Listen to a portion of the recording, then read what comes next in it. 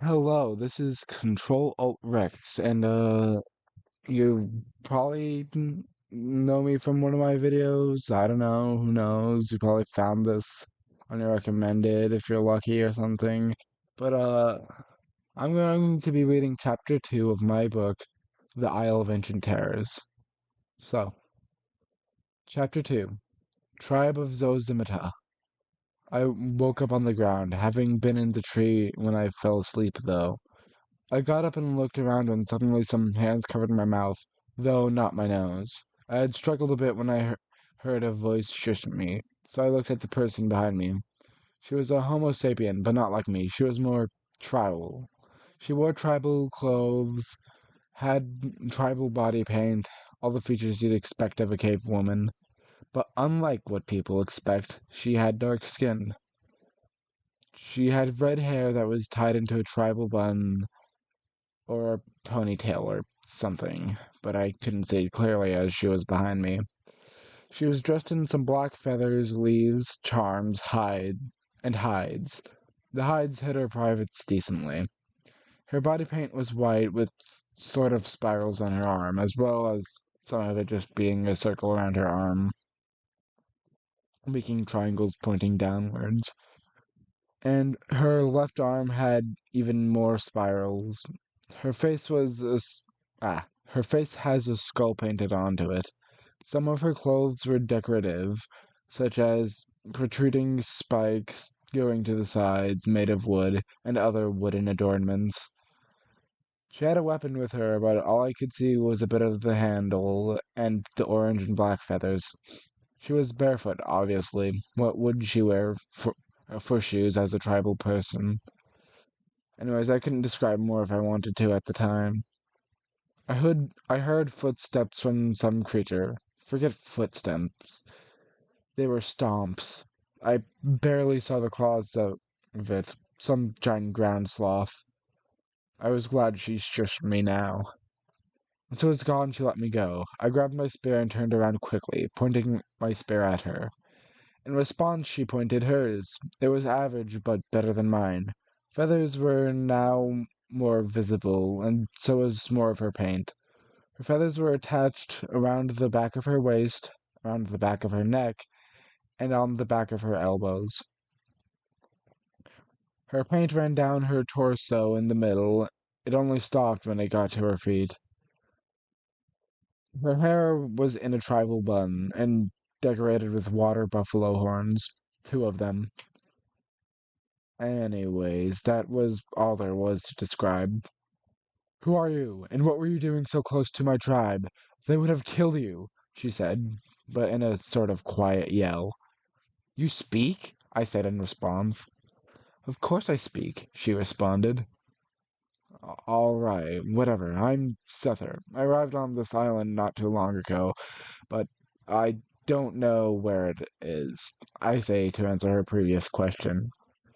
"I'm Xo'chimital," she said to me, "and no matter where this island is your home now." "And how did you know this was an island? A wise person like you who I saw, didn't realize for the longest time." I assumed the mainland would have discovered the extinct creatures on this island if it wasn't," I said. She seemed confused. "I understand how you know, but what is an extinct creature?" she asked.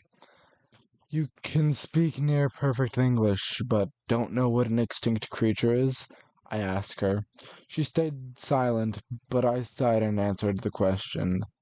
"An extinct creature is something that can't appear anymore because that creature's entire species is dead. Like that giant sloth from earlier." "Well, they clearly aren't dead," she says. "I know, but we thought they were before, as we never saw them appear in the wild where I come from, and they clearly didn't survive the mass extinctions," I say. "Whatever. Here, come with me. You clearly need some help to survive," she says as she gets up and walks in a direction. I follow her, slowly and quietly. Eventually we arrive at some walls. They were sharpened logs that whoever lives here had used teamwork to put up. We are right outside my tribe's home. If you want to call them by anything if we ever meet again, then call them the tribe of Xo'zimita. Xo'zimita in my language is beasts, she whispers to me. All right then, I whisper in response. Wait here, she whispers before walking away into the bushes. And I waited, when suddenly there was rustling. I thought it was her, but then something shot into my neck and I fell unconscious. I dreamed of my life before I got here and wondered if I could ever achieve it again. And then I woke up. A rock hit my head. I looked around. Some kids were throwing rocks at me, and I was in a wooden cage, with no spear in hand. I looked around. Tribal people of all shapes, sizes, and appearances were around, but they were all Homo sapien. They all spoke in a language different from English. All I could call out from it was beasts, as they uttered something about the animals at the side of the walls I was now in. I looked at my hands. They were tied by vines. I sat up and barely stood up. I looked around again. I saw Xo'zimita in the crowd. She had two spears now, hers and one clearly made by her tribe. She had the extra spear close to her spear, likely because she stole it and didn't want to bring attention to it. I walked up to the bars of the cage before shoulder ramming it to scare the people slightly. I was successful, but now the kids were throwing even more rocks. Then somebody stopped them, luckily.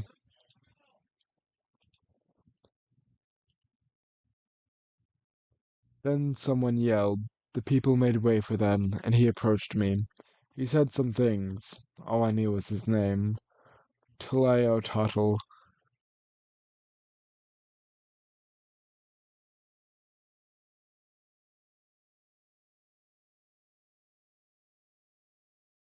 Talayototl.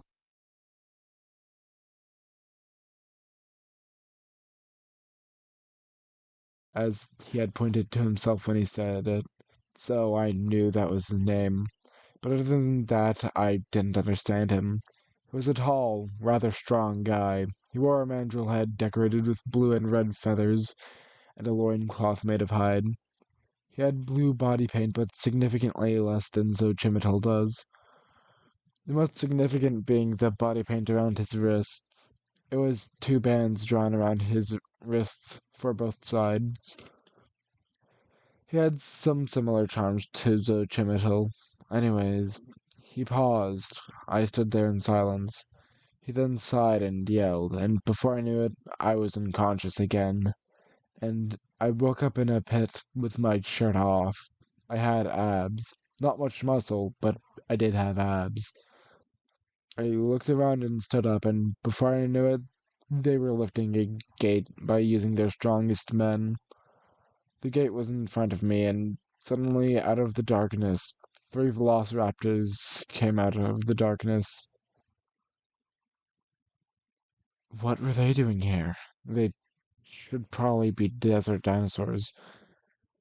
The three raptors were small, but average for dinosaurs like them, and covered in feathers, but mostly the same way as the Compsognathus was, with their snouts and legs uncovered. These raptors did have tail feathers, though. Two of them were darker tan colors, but one was a more brighter sand-like color. Well, it was clear I was supposed to fight them, and I had to fight them to make it out alive. Decided to try to get the people to want to release me by looking cool and yelling a war cry before I was ready. The three velociraptors pounced. I punched two of them away, but the third tackled me. I grabbed the small dinosaur and threw it to the side.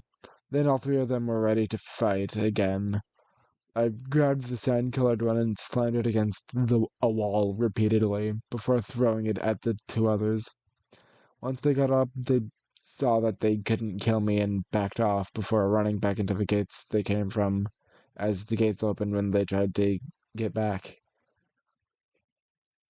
Taleo Tuttle, who had been watching, jumped down angrily without a weapon.